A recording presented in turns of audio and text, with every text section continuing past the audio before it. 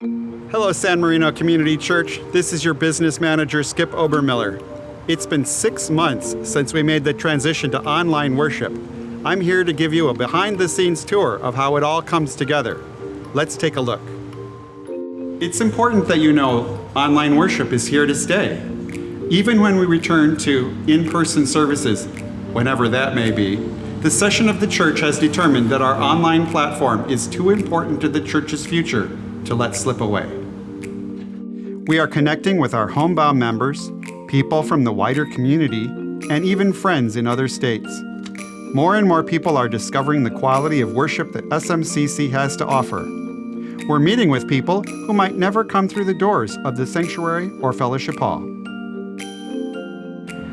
Our witness to new life in Christ has burst the bounds of our church campus, and so we are in the process of building control rooms, installing cameras, and updating our sound and lighting so that we can continue to share our marvelous worship services with a wider and wider congregation. Thank you to those of you who have made extra gifts to allow us to get started. We welcome others to join us in funding this important ministry. Watch our upcoming stewardship campaign this fall for more details on how you can be involved. So how does it all come together? Contemporary worship's recording process gives us the best picture of how Sunday morning will eventually look. Every Friday, worship leader Willow Stevens rehearses with the band. They typically rehearse during the week as well, all from a safe distance. The service is then filmed and recorded live from start to finish by a team of expert technicians led by AV coordinator Brandon Cook. They include a sound engineer, a camera operator, and someone to keep all the slides straight. Eventually, most of these folks will be tucked away in our back-of-the-house control room, so there's room for the worshiping congregation. Our traditional worship service will eventually follow the same pattern as contemporary. But right now, COVID-19 restrictions present us with some unique challenges. No Saturday night specials for our traditional worship preachers. These days, our pastors record their prayers and sermons on Friday morning. Organist Lisa Edwards usually records several weeks of service music in one morning. She's also ready to accompany soloists and provide all the extra incidental music we hear under the prayers and announcements.